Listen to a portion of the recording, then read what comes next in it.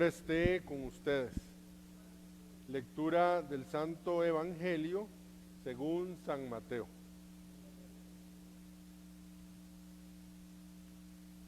En aquel tiempo, Pedro se acercó a Jesús y le preguntó: si mi hermano me ofende, ¿cuántas veces tengo que perdonarlo?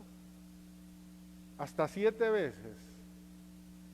Jesús le contestó: no solo hasta 7, sino hasta 70 veces 7. Entonces Jesús les dijo: el reino de los cielos es semejante a un rey que quiso ajustar cuentas con sus servidores. El primero que le presentaron le debía muchos millones.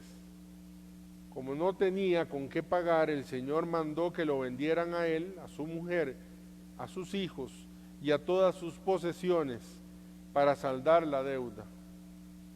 El servidor, arrojándose a sus pies, le suplicaba diciendo: ten paciencia conmigo y te lo pagaré todo.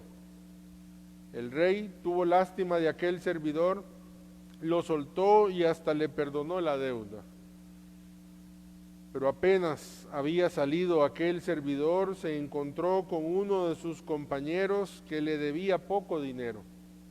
Entonces lo agarró por el cuello y casi lo estrangulaba, mientras le decía: págame lo que me debes. El compañero se le arrodilló y le rogaba: ten paciencia conmigo y te lo pagaré todo. Pero el otro no quiso escucharlo, sino que fue y lo metió a la cárcel hasta que le pagara la deuda. Al ver lo ocurrido, sus compañeros se llenaron de indignación y fueron a contar al rey lo sucedido.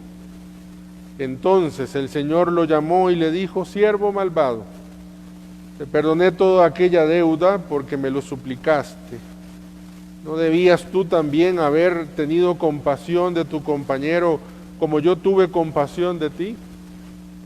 Y el Señor, encolerizado, lo entregó a los verdugos para que no lo soltara hasta que pagara lo que debía.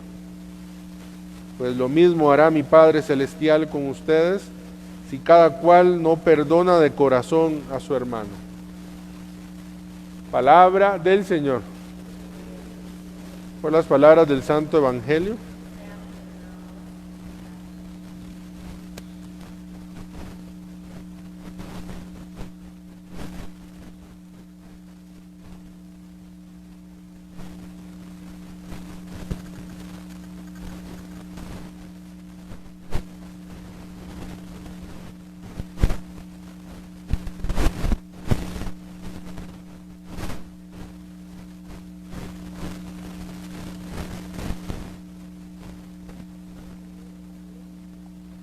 No.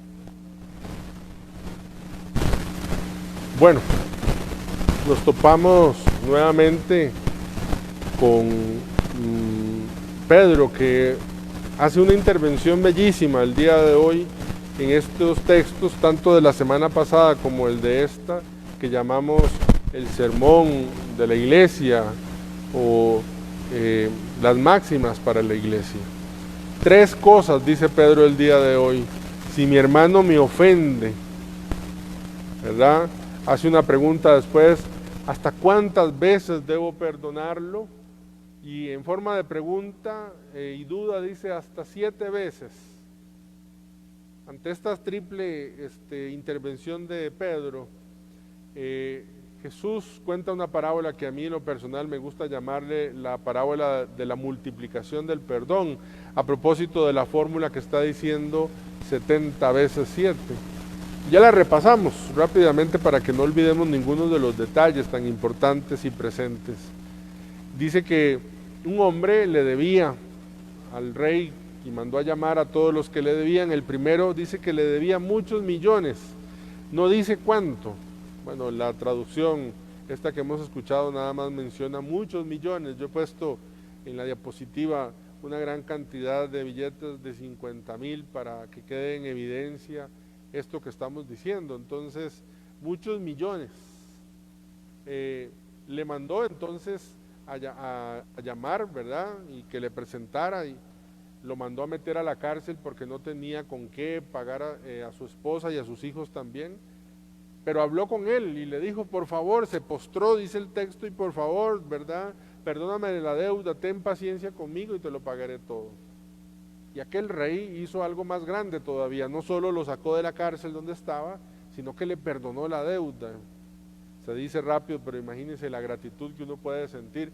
Tal vez usted ahorita está ahogadísimo con cuestiones del banco y préstamos de la casa, de esta cosa, de la otra, las tarjetas, y entonces que usted le llamen del banco a decirle, mire, le perdonamos la deuda que usted tiene. Imagínense el gozo, la alegría, la paz que puede sentir. Bueno, este hombre lo sintió.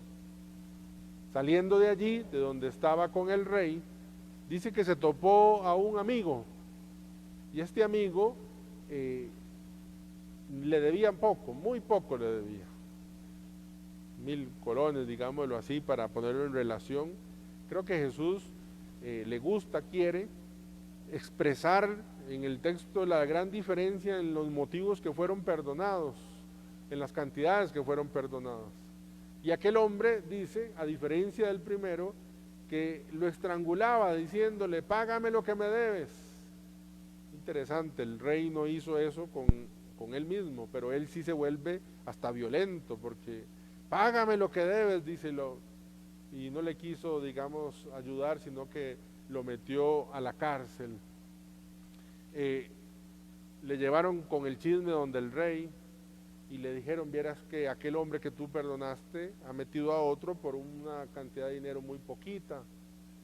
Y entonces el rey mandó a sacar de la cárcel a aquel segundo hombre y al contrario me encarceló al que primero había perdonado y le dijo, malvado, yo te perdoné, no tenías tú también que tener compasión. Bueno, este escenario a nosotros nos presenta algunas posibilidades de reflexionar en torno al perdón. Entonces yo tengo 7 cosas muy pequeñas, muy sencillas, 5 que podamos decir, yo espero que con rapidez. La primera cosa que queremos decir o es necesario decir es que el perdón es una realidad necesaria, innegable. ¿Qué se refiere a esto? Bueno, imagínense que la relación primaria es de nosotros con Dios. Y si con nosotros con Dios, siendo Dios un ser perfecto y nosotros un ser falible, que nos equivocamos, entonces si en esta relación de Dios con un ser falible hay necesidad de perdón, yo supongo que usted ha sido perdonado por Dios. Ahora imagínense lo que puede pasar en una relación donde los dos somos falibles. Por eso la realidad del perdón es una realidad cotidiana. A mí me gustaría muchísimo que quedara en evidencia, por ejemplo, cuando la gente se va a casar, que entienda que lo que se está es comprometiendo a perdonarse. Cuando se dice hasta que la muerte los separe, se están comprometiendo a perdonarse todos los días, de diferentes cosas. Hoy en las misas de ayer y hoy, en todas las que celebré, decía yo a las gentes que estaba casado aquí, levanten la mano los que están de acuerdo conmigo que casarse es perdonarse. Y todos. Había una pareja ahí muy pocos años de casado, meses de casado, y yo le decía, miren lo que están. Hoy tal vez las cosas que se están perdonando no son tantas ni tan graves. Ojalá no fueran tan graves cada vez, pero el perdón es inherente al amor. Muy lindas las mamás y los papás con sus bebés tan lindos, cargándolos con tantas emociones, qué bonito sería, ¿verdad? Estos bebés, y que tal vez lo más grave que va a suceder es que el pañal recién cambiado, ¿cómo se llama? Lo ensucia otra vez. No, yo le decía también a los que estaban allí que tienen que tomar conciencia de que cuántas veces van a tener que perdonar a sus hijos y cuántas veces sus hijos van a tener que perdonarles a ellos. El perdón es una realidad necesaria e innegable. Cuando alguien consigue trabajo, lo que está consiguiendo al mismo tiempo es un lugar donde va a tener que ser perdonado y donde va a tener que perdonar muchas veces. Igualmente los que somos parte de la iglesia, de la parroquia, usted viene a servir, pero al mismo tiempo va a tener que perdonar y va a tener que ser perdonado.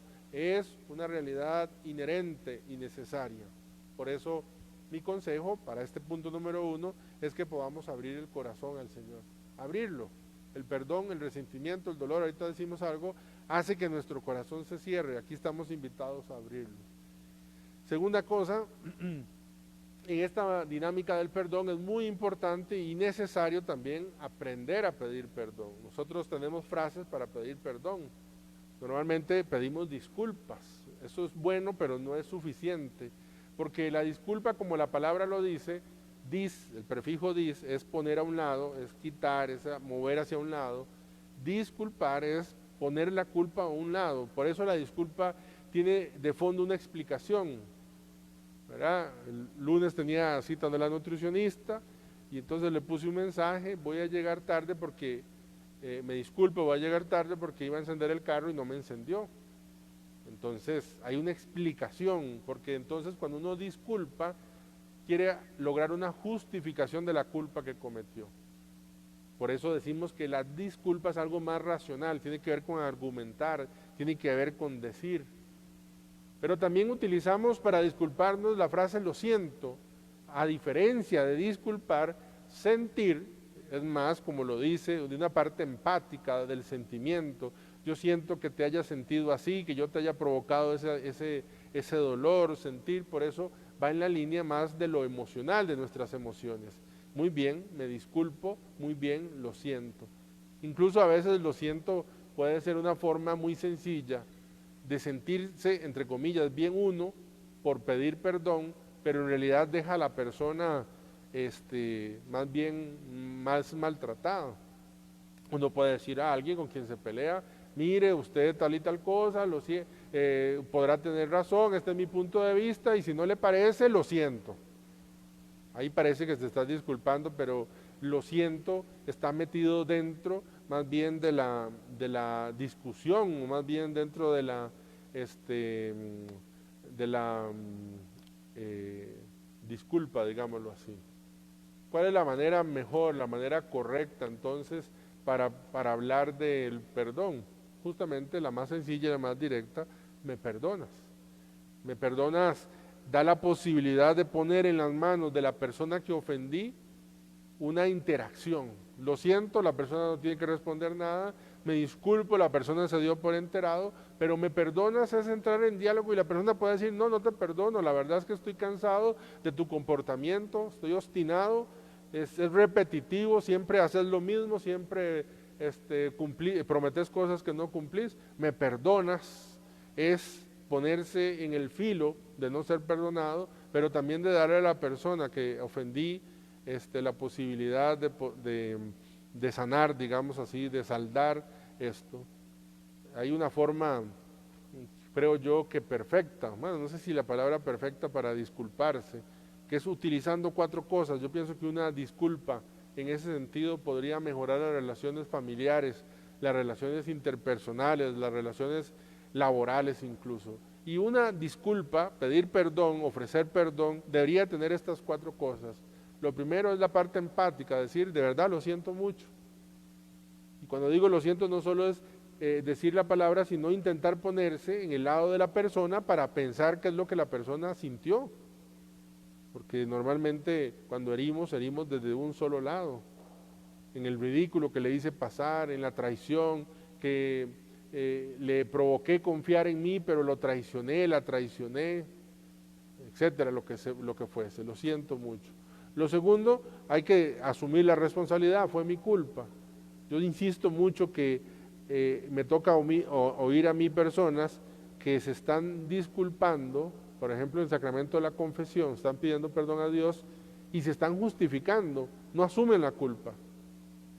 Llegan con un pecado a decir: es que, padre, yo tengo el problema del carácter, yo cuando me enojo viera cómo soy de violento. Lo que pasa es que mi familia es muy terca, viera, es que ya hemos hablado, pero siempre, ven, está reconociendo su mal carácter, pero está diciendo que la culpa es de otra persona, ¿verdad? Entonces, fue mi culpa.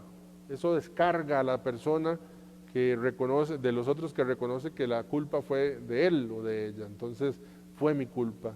Tercero, me perdonas, directamente, me perdonas, sin ninguna cosa, sin ninguna, ¿cómo se llama? Sin ninguna excusa, me perdonas, ahí y lo pongo, y decido a ver si lo perdono o no lo perdono, si acepto o no acepto las disculpas, ¿me perdonas? Y tercero, lo que se llama propósito de enmienda, cuarto, perdón, que es muy importante, puedo hacer algo para remediarlo. Estoy interesado, siento dolor y estoy interesado en poder resarcir algo de lo que hice, de lo que ocasioné. No sé si va a estar en mis manos, pero puedo hacer algo para remediarlo. Para este proceso de pedir perdón se ocupa humildad, se necesita.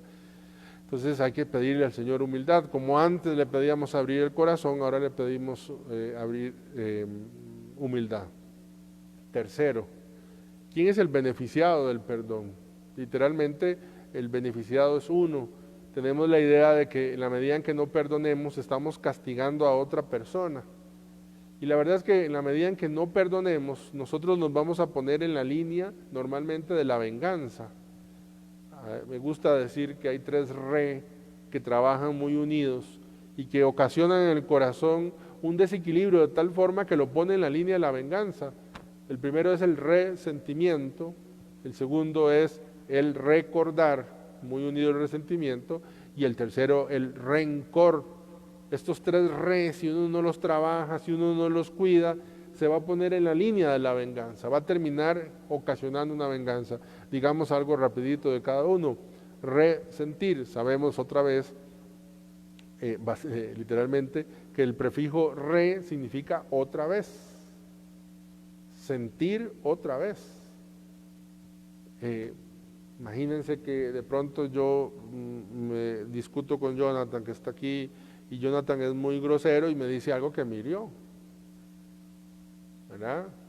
Entonces Jonathan trabaja en un canal, entonces si yo no logro quitar esa herida que Jonathan me hizo, después de pronto enciendo el tele y me sale ese canal y entonces fue mi alma, me recuerdo de Jonathan y entonces me recuerdo el dolor y entonces de pronto alguien me menciona algo de él o me dice algo o veo algo, una imagen, una foto que fue a andar en bicicleta y me recuerdo y entonces miren cuántas veces sucedió el acontecimiento, una, cuántas en el tiempo, una, cuántas veces sentí lo que en ese momento sentí, todas las veces que yo lo recuerde porque no lo trabajo, lo resiento, resentir, ¿verdad? Resentido.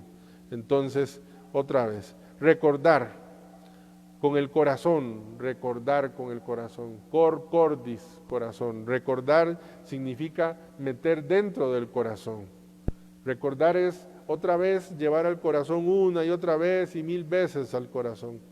Y la tercera es el rencor.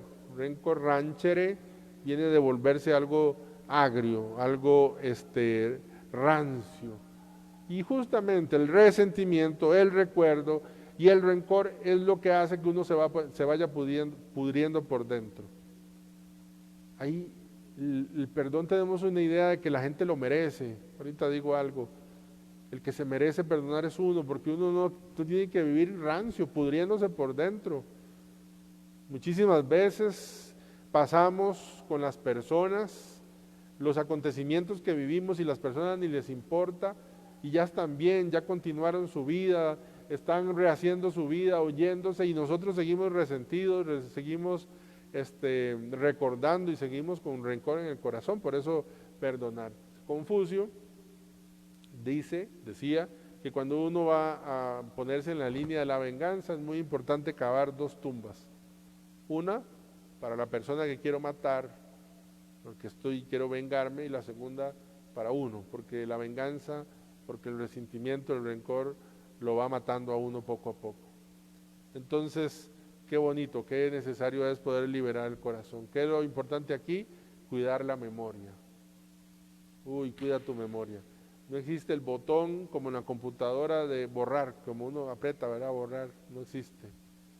Existe el esfuerzo que usted haga con su memoria. No vas a olvidar, es muy difícil que uno olvide el mal que le hicieron, el dolor que le ocasionaron, pero es importantísimo entonces cuidar la memoria, ¿verdad? Esos diálogos internos que suceden, esos viajes que uno hace a ese dolor, a ese acontecimiento, a ese recuerdo que lo pone, como si fuese un video, lo pone y lo quita, lo vuelve a poner y lo vuelve a poner, y usted imagina otras soluciones de eso, otras posibilidades y tal cosa y otra cosa, y entonces te hacen mucho daño. Cuarto, para avanzar y terminar.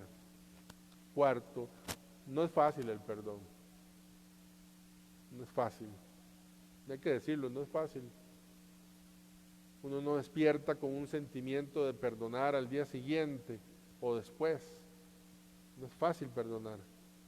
El código de Hammurabi, que es del año 1750 antes de Cristo. Muy interesante porque en la cultura de Mesopotamia viene a regular algo importantísimo. Lo sabemos de memoria, yo creo la frase porque Jesús lo cita incluso en el Evangelio. Dice, ojo por ojo, diente por diente. ¿Y qué es lo que significa en este código de Hammurabi? Lo que está diciendo es, presentándonos la ley del talión, talos, significa semejante, tal cual, similar. Entonces, estaba diciendo que en las relaciones interpersonales, cuando alguien me hace un daño, por ejemplo, yo pongo un ejemplo tonto, si alguien me roba a mí una vaca, yo tengo derecho a robarle una vaca. No tengo derecho a robarle 2 vacas, porque el mal que me hizo fue un ojo, yo tengo derecho a otro ojo. El mal que me hizo fue un diente, yo tengo derecho a otro diente.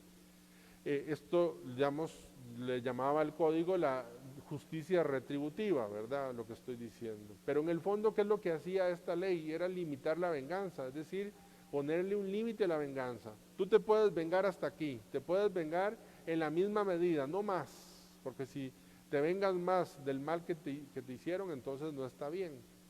¿Por qué digo esto? Porque en el cristiano hay que tener muchísimo cuidado porque no siempre nuestro cerebro y nuestro corazón, nuestro cerebro que sabe que tiene que ser justo, pero nuestro corazón siente ansias de venganza.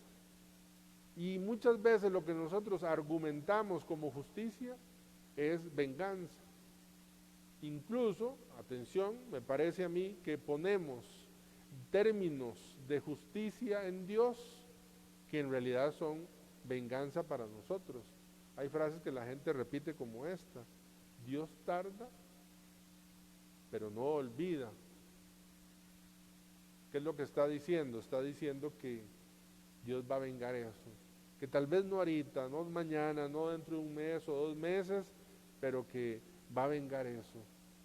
Dios tarda, pero no olvida. Vean que de pronto parece justicia, pero en el fondo es la venganza. O incluso algo más fuerte todavía, como la gente dice, los molinos de Dios muelen lento, pero fino. Hablando de que Dios eso se lo va a cobrar, Dios eso se lo va a hacer pasar. Atención, son términos de venganza. Nosotros, si no perdonamos, terminamos en un hoyo. Por eso hay que pedir ayuda, porque si no perdonamos, eso nos va a ir carcomiendo y vamos a querer más revancha, y luego vamos a decir que es justicia y vamos a decir que no es justo, y etcétera, y nos vamos metiendo en un hueco que al final nos terminamos enterrando. Entonces, quinto y final, la razón del perdón. Fíjense qué interesante, ojalá que logre explicarme. El perdonar sí es cumplir la ley del talión. ¿Cómo, padre, perdonar si la ley del talión me hablaba de venganza? Bueno, me hablaba de venganza en una línea, pero lo podemos aplicar en una línea positiva. Volvamos al Evangelio. Había un rey que le perdonó a un hombre una deuda, y él le argumentó diciendo que debía perdonárselo al otro, digámoslo con cuestiones de dinero. El rey le perdonó estos millones. ¿Cuántos millones debía haber perdonarle el otro? La misma cantidad. Tal cual fue perdonado, así debe ser perdonado. Nosotros buscamos razones para perdonar. ¿Cuáles son las razones para perdonar? Que la persona pida perdón, que la persona cambie de carácter, que la persona muestre dolor de lo que me hizo, etcétera, etcétera, etcétera. Pero hay una única razón, y yo quisiera, si de todo lo que he dicho no oyeron nada porque el volumen estaba bajo, si de todo lo que oyeron olvidaron absolutamente todo, esto para mí es esencial. Incluso hubiera dicho solo esto y no les quito tanto tiempo. La razón, la única razón para perdonar nunca está en la otra persona. Nunca va a estar en la otra persona. Si yo busco razones para perdonar en la otra persona, es un perdón horizontal, es un perdón pagano. El perdón pagano es cuando buscamos razones en la otra persona para perdonar, porque es justo, ya que la persona ha cambiado de conducta, entonces es justo perdonar. El Evangelio nos dice, no debiste tú haber perdonado a tu prójimo como yo te perdoné a ti. La única razón para perdonar entonces, usted de pronto, yo no sé cuántas cosas le han hecho y cuán graves sean, hay diferentes, pero de pronto si usted me dice, padre, yo vuelvo a ver a la persona y pienso en las cosas por las cuales debería perdonarle, es que usted está viendo mal, está viendo a la persona. Donde usted tiene que volver a ver es a Cristo y usted tomar conciencia de cuánto ha sido perdonado por Cristo. Repito, el Evangelio dice, no debiste tú haber perdonado a ese hermano porque yo te perdoné la deuda. Si buscamos y seguimos buscando razones en los demás, posiblemente no, porque los demás somos muy frágiles, los demás volvemos a caer, los demás a veces incluso nos gozamos del mal que le hacemos a otros y entonces nuestro corazón se va llenando de dolor, de rencor, de resentimiento, de recuerdos, etc. Por eso hay que ir un paso a la vez. Ahora sí termino. Siempre termino de un santo, hoy de Mandela. 27 años en la cárcel, en la lucha ya en Sudáfrica por la igualdad entre los blancos y los negros. De esos 27 a 18 años estuvo en Robben Island, allá en una isla cerca de Sudáfrica, en una cárcel. Después de que salió, llegó a ser presidente de Sudáfrica, lo saben. Un día entró a un restaurante, le gustaba, seguía con una vida, digamos, un poco normal, y cuando entró al restaurante, con sus dos guardaespaldas, pidió de comer y vio que había un hombre comiéndose algo cerca, entonces le dijo al guardaespaldas que lo invitara a sentarse con él. El hombre llegó, empezó, literalmente cuando leí dice que sopa, por eso puse una imagen de sopa, dice que tomaba la sopa y la sopa se le caía de la cuchara. Entonces el guardaespaldas le dice, tranquilo, si don Nelson es una persona muy afable, no esté nervioso. Conversaron un rato, terminó la cena y se fueron. Cuando iban en el carro, uno de los guardaespaldas le comentó a Nelson y le dijo, don Nelson, qué curioso, ¿verdad? Ese hombre cuántos nervios tenía. Entonces Nelson le dijo, les voy a contar algo, ese hombre yo ya lo conocía. Ese hombre fue durante mi cárcel, el carcelero que yo tuve, y fue un hombre muy cruel que me trató muy mal en la cárcel. Por eso es que le temblaba el pulso, porque estaba nervioso. Y le dijo a sus dos guardaespaldas esta frase, el perdón libera el alma y remueve el miedo. Libera el alma y remueve el miedo. Yo voy comprendiendo, no sé si lo voy a lograr antes de que me muera, pero que cuando Jesús dice 70 veces 7, me está diciendo, Toto, te quiero 70 veces libre. No que 70 veces premie a una persona que tal vez se está empeñando en hacerme daño. Esa historia, que Dios haga la voluntad suya en esa persona. Me quiere libre, siempre libre. 70 veces 7 me quiere libre. Porque la libertad, porque el perdón libera el alma. Y a veces hay que decidir entre vivir aprisionado, que todo le recuerde a ese acontecimiento, a esa cosa, o vivir en libertad del corazón. Gloria al Padre, al Hijo y al Espíritu Santo.